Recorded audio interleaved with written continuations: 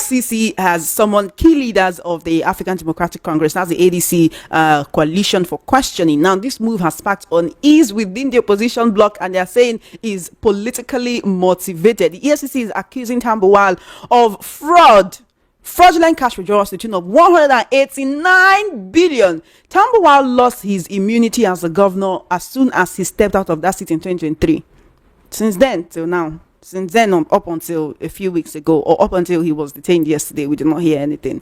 Can we say that the EFCC was busy making their findings up until this happened? You see, one thing I will not do, I'm not ruling out the possibility of hounding opposition in this matter. But one thing I will not do is to glorify a suspected looter by trying to exonerate him on the basis of the fact that he is being hounded. Is he being hounded? Yes, now, since that's what you are trying to portray here, that because he's in opposition, that's why they are picking him. And then you also alluded to the fact that some opposition leaders have not seen any other person apart from Tambuwal for now that had been invited or been interrogated by the EFCC. But one thing is very clear. I don't like this sentimental approach to issues. You know me very well that I don't support it. You see, stealing has no coloration other than stealing. If somebody has been alleged of stealing 189 billion naira, the onus is on that person to say, I didn't steal, and give every evidence that is required to exonerate him. So it doesn't matter this when the EFCC start their investigation, no, it doesn't or when matter. They do their invitation. It doesn't matter. It may take them time for you to come up with a weighty allegation like this. You don't just wake up in one day and say you have been accused of so and so.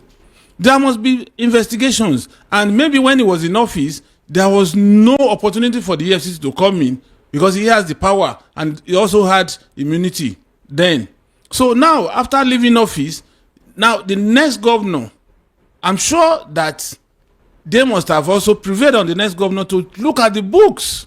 They must have invited his commissioner for finance, his attorney general, and some other key people, commissioner for works and all that, that would give them enough evidence in the course of their investigation before he's invited. And that may not be even strong enough for conviction if he's able to prove his case beyond reasonable doubt that this money, I didn't touch them, and I can explain what the money was used for. So now the question about these people saying it is because I belong. You see, Nigerians, particularly politicians, when they narrate this kind of story, whipping up sentiment and emotion, we tend to ride with them because it is convenient for us now that they are in opposition. When they were in the mainstream, if actually they were guilty of this offense, why did they do it? This culture of why me, why me, why me? Why don't you go in and come out without any blemish? We have seen governors in Nigeria that after leaving office and opposition won against them, that nobody could even raise any eyebrow. Nobody could say they have done this, they have done that. I'll give you an example. Ekiti State. Fayemi took over through court judgment, and Fayemi was in the opposition, ACN, against PDP Segun. And after 2-3 months, reporters asked him, when are you going to investigate Segun and when are you going to prosecute him? He said, there is nothing to prosecute. He said, because I have asked questions. This was a man that I can't even, except for political optics, that I have not found anything. Because Segun was so Spartan. It's just like somebody picking on Peter Obi now and saying he wants to investigate him because he's in opposition. He needs to really do his homework and do it diligently before you can say, okay, these are the things that I found against you. So the question is, if some governors had left government house and opposition took over and they didn't prosecute them, then you should know that such governors would have at least lived above board. Whereas in some states, the incoming governor is from the same party from the previous governors, and they are still probing them. So what are we going to say about that? So I am not going to buy the idea of why me. I am not going to you're buy not buying it from the any idea of politician. it's because they are in the opposition. Yes. How many governors how many former governors under the APC are currently being probed by the EFCC right now? Fine. Do you know that for you to probe in EFCC, you must write a petition? EFCC does not go to anybody's premises, doesn't go to any government house without petition from that state. If you say anybody's premises or any government house, okay, not anybody's premises, because we see them storming houses and then saying, "Oh, they are fraudsters, they are internet fraudsters in this place." There must be petition. There must be somebody that said this.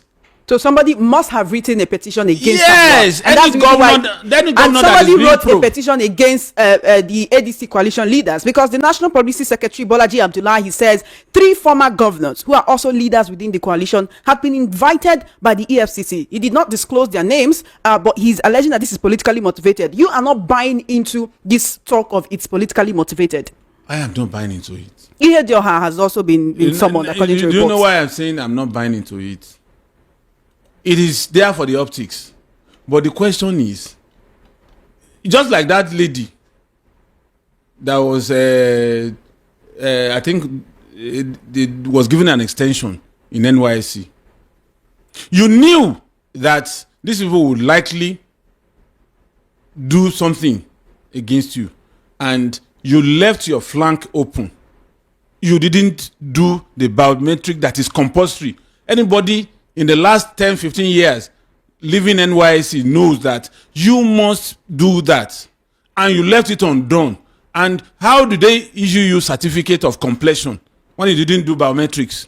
You know, she claims that she went to get it done, but she was not attended to. The point so that it's literally her against it's words against theirs. Now the question is, this thing was April. Why did you wait until POP? Why did you wait until after POP to say they didn't accept your biometric submissions? Why? Mr. Fanimo, let's come back to the issue at hand. So that's what I'm saying. That the fact that they are punishing her now, some people will be so emotional about it and say, it's because they did it. It's because of what happened before. Yes. You're not buying into that. That yes. I understand. But I wanted to hear what a source who is very close to the former governor is saying, that the issue is 100% politics. Because former governor Emeka Ihedioha has also been invited by the EFCC, right? Ihedioha was the deputy speaker of the House of Reps when Tambuwal was the speaker. Now, the source who is close to the former governor that says that it's 100% politics says that Tambuwal's problem started about 4 months ago when some people close to this current administration reached out to him to back President Bola Tinubu. The source goes ahead to say he consulted some of us around him. We wondered how we can, in good conscience, work with the government with the level of poverty and insecurity bedeviling the country, especially the northern region. The source added that after that, nothing more was heard of the issue until about 3 weeks ago when Tambuwal got a letter from the EFCC saying they were making inquiries about his time as governor of Sokoto State. Is this still not politically motivated, as the ADC National Public Secretary is saying? You see, politically motivated or not politically motivated, what I'm saying is, those who go to equity comes with clean hands. What we are saying is, was there an infraction? If Tambuwal can tell us that no penny of Sokoto State is missing or was missing during his time for the 8 years, then we can say it is political persecution. But where it is established that some amount of money, which may not be up to 189 billion, is missing, and he couldn't account for such. Now, you now want to put it, you want to put it under the carpet because it's in opposition. Is that logical? Now here is one thing, Mr. Fanimo. Is that logical? Here is one thing, Mr. Fanimo. For you, you're saying as long as if money is not missing, no problem. But if money is missing, he has to go in for it. Yes. If he were a governor under the APC, right, and if you were supporting this present administration, do you think this issue with the EFCC will be happening right now? Yes or no? You see, the way you are looking at this thing is, I am not. It's not saying, me. I'm looking at you through the lens of what the ADC is saying. They are now, saying it's politically you see, motivated. What I'm saying is, there is possibility that petition may not have been written to EFCC before they make their move. If it was in alignment with the current administration or the party, but if it's out of tune with the party, definitely, if they know that he is likely to be a stumbling block, they will want to stop him. All right. Here's one thing. The fact that they know, if they don't have all this evidence, they won't push it to EFCC. Okay, then. Quite a number of people have been distancing themselves from the coalition for over the past few days right now. Former Lagos State Governor Akinwumi Ambode says his allegiance is to the APC and to President Bola Tinubu's re-election. This was when there were reports or rumors that he has a governorship ambition under the ADC. Also, former Ekiti State Governor Kayode Fayemi reaffirmed his commitment to the APC in Ekiti State. This was after I was listening to his space, I think that was on Saturday morning over the weekend, where Rotimi Amechi, who's a part of the coalition, said it was him and Fayemi that started that ADC coalition, that started the coalition, and they were looking for a worthy party. They looked at other parties before settling for the ADC. Would you say that it is because they know that something like this can happen, and that is why, whether or not it is true that they have any affiliation with the ADC, they are distancing themselves from it publicly? You see, one thing I know, I will not sit here and fight the fight of politicians. The truth about it is that they know themselves, and even amongst themselves, they don't trust themselves. And that's why people say that 24 hours is too long a day in politics. You see, the point is, these people, they are not honorable, these politicians. Most times we look at the ideal, and you cannot find the ideal in our political space in Nigeria. Look at the people you have mentioned.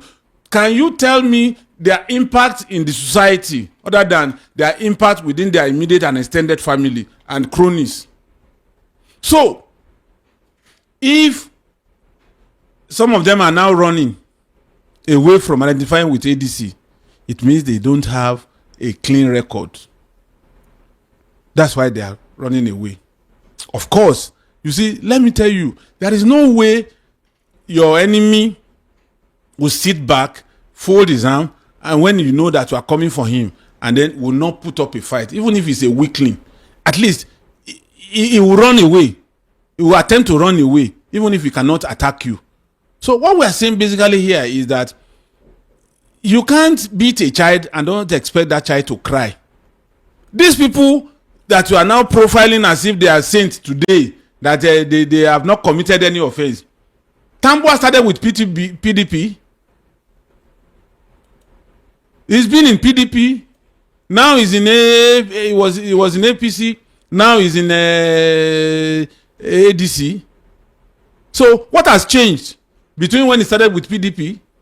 He was a member House of Reps for about 2 terms before he became Speaker of the House of Reps on the ticket of PDP. Before he moved to another party and got the ticket of the other party, became governor for 2 times. Now the third movement. This is the second movement. Show me any of these people that you are now keen behind as if they are saints.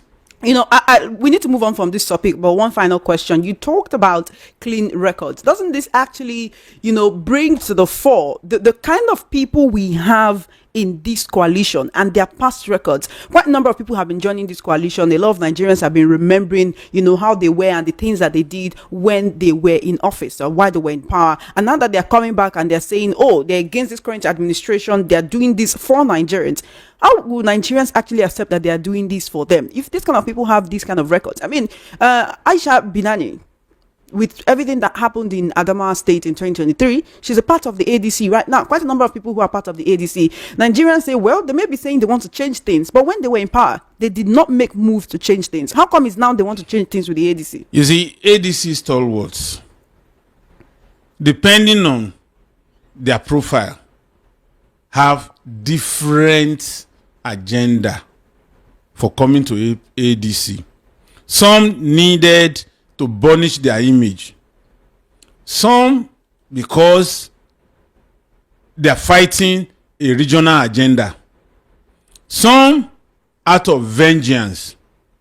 Some out of malice. So as they come, they have different motives driving they are going to APC. So for somebody like Atiku, forever he wants to be president.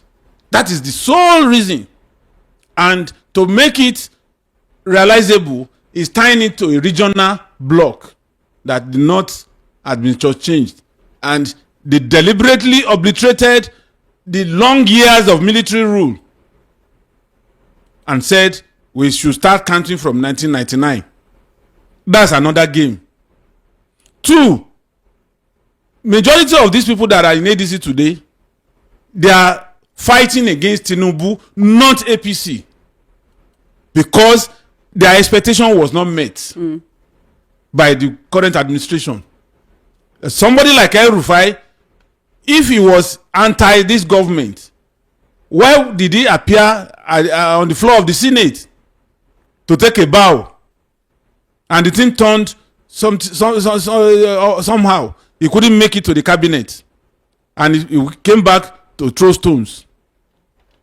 Amechi was bloodied in APC primaries. And he lost to Tinubu. He cannot be happy. Aregbesola, a serial betrayer. So look at the profile. Is serial betrayer. Yes. Let's go a different way from. It's not the part. It's not the function of deciding to go the other way. What precipitated this? What? You see, we need to, at least, even if these politicians are not morally upright, we that are looking at them, we should also gauge them by the barometer of morality.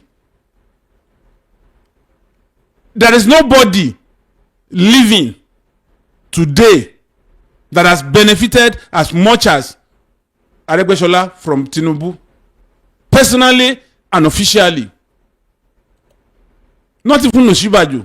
So Aregbesola, if anybody should be joining this ADC coalition, Aregbesola should not have been part of it. He shouldn't have. Even if he's a true Yoruba, if he's a true Yoruba person that espouses Omoluabi culture. Yes, I'm saying this without any equivocation. Because Tinubu is his helper, he must always support him. Or even if he doesn't support him, if I help you today, should not come out to be against him in the public. Yes. All right. I want to talk about the former Secretary to the Government of the Federation under late former President Muhammad Buhari, Babachir Lawal, coming out to talk. He said a lot. You must have seen that interview. And, I played an excerpt from that. He said President Tinubu offended him. He talked about how Obi won the 2023 election. Of course, we know that Obi had his support. This was somebody that worked with Buhari. Why doesn't he want to work with Tinubu? Osinbajo is Tinubu's candidate. Osinbajo exposed Babachir Lawal on the grass cutting. Spent 264 million naira to cut grass. So that's why Babachir Lawal is angry. He's angry. Okay, they are supposed to be in the same party. They're supposed to be guys. They're supposed to be the same. They're supposed to be on the same boat. And you see, let me tell you. Is that the problem? Let me tell you something. If I have to disagree with you on principle, and I go my separate ways, I'm honorable and you are honorable. But not when you want to take advantage of me and I resist you. You now suddenly become my enemy. It doesn't work that way. Has he answered for the 264 million naira he used to cut grass? The whole Nigeria, if you want to cut grass in Nigeria, should it amount to 264? So how come he doesn't have a case with the EFCC? Oh, well, I don't know. Maybe it belongs to the block that cannot be touched. But the point is, let's be realistic about some of these things. The only person that I know, and I kept saying it, and I've said it on several occasions, Peter Obi is the only person that had not had any relationship that's beyond maybe being friends or maybe meeting at occasions and greeting themselves. But they have not really met politically. Show any of these people that are now fighting that can lay claim to not having crossed Tinubu's path. Is it Atiku that Tinubu single-handedly handed over ACN party to? No, show me one. Talking about that, actually, Tambuwal is an Atiku ally. Are we seeing a situation whereby he's going to keep creeping up a little by little until he gets to Atiku? Well, I don't know what has transpired. And if anybody was going to probe Atiku or to do anything with Atiku left government in 2007. And so it's over 17 years now. Some people feel he's untouchable. Years. No. You see, so nobody is untouchable. Nobody's untouchable in unless what if they are unless they want to just take the blind eye. I am telling you. Taking the blind eye, isn't that selective justice? Selective prosecution? Let me tell you something. I had a close brush with a sole administrator during the military era. And that man told me, he's still alive. I don't want to mention his name here. He told me that there is nobody big enough for government not to be able to tame. And so, remove the Babaringa, remove the office from anybody. Everybody is ordinary. You were not probably born when they were executing coup plotters. You see a major general that a captain cannot even come near being tied to stake by a lance corporal, a corporal. A case was when a corporal wanted to tie Dimka, a lieutenant colonel, to stake in 1976. He backed at that corporal, said, yes, I know I'm going to die. My friend, step back and give me my compliment. I am still a colonel in the Nigerian army. And the guy had to obey. Stood back and gave salutes before he was allowed to tie him to stake. So what I'm saying is that nobody is too big for government to tame, except they don't want to tame that person. If you know the enormous power in the hands of governors and presidents in this country, you will know that there is nobody, but maybe for political, what do they call it? You know, for expediency. Yes, maybe people would have to restrain themselves because some of them, they want second term, some of them, they want a higher office and all that. So they restrain themselves from going the whole hog. But if anybody wants to go the whole hog, either as governor, for instance, I'll give you an example. You know how many people that are waiting execution in various prisons? 389. 3,890. But the governors, just with a stroke of pen, they would have been executed. But the governors refused, and nobody else can sign. That is to tell you what is going on. So it's not that the president does not have the power. And Atiku has been off government for more than 17, 18 years. If anybody wants to have anything to do with him, they should have done that before now. So any Nigerian who has a reservation on what is happening with the ADC coalition leaders right now should actually tell them about this, or should this point out to what they should do if the ADC finally gets into power, whoever they present as a presidential candidate, that they should be more focused on bringing Nigeria out of the current quagmire than maybe getting money or just being in power and all of that. Because like I said before, a lot of people are concerned about the characters in the coalition, but because they are promising, we'll save Nigeria, they don't mind. Chama, since we were born, have you not been, at least you are an adult, have you not been hearing all these promises? Have you not? By these same people. Show me somebody that has not spent between 20 and 30 years in politics among these gladiators. Have they not been at state level, at local government level? Have they not been? In order to react to this particular news of Tambuwal's arrest saga, this man was arrested as a result of fraudulent activity. It was alleged that this man did a fraud of almost 189 billion naira, and that is why EFCC arrested him. And now, including the Sokoto PDP, what do they call it? PDP, Sokoto PDP are saying that Tambuwal's arrest is politically motivated. The People's Democratic Party in Sokoto have condemned the arrest of this man. While they say it be like bicycle. They say that they are describing it as a politically motivated move aimed at silencing opposition. It did not stop there. Atiku equally wants Tinubu over ex-governor Tambuwal's arrest, that he should stop using EFCC to crush opposition figures. And not just that alone, we equally wake up now to hear that the former governor of Imo State, Emeka Ihedioha, has been invited by EFCC for questioning. Why are they going after the opposition party? The last time I checked, why are they still choosing what do they call it, this Bellows case? Like, is it because an APC person, an APC member, they are not doing the needful? Honestly, see this Nigeria. If you want to, we are not saying that you should not go against any politician that is misbehaving or doing anyhow. But once they are being found guilty, even if Tinubu is guilty, arrest them. Don't wait for others to come for you before you go and arrest any politician. Once you find them guilty of anything in terms of fraudulent activity, whatever it might be, eating public funds or don't waste time, go after them. Yes. Now here is the full details. The former Vice President Atiku accused the Bola Tinubu administration of using the Economic and Financial Crime Commission as a political tool to intimidate opposition leaders. This has gone viral and many Nigerians are saying their own opinion. Remember that this man, according to the source, they say that this man, Tambuwal, the immediate past governor of Sokoto State, is currently in EFCC custody over allegations of fraudulent cash withdrawals totaling 189 billion naira. So what do you have to say?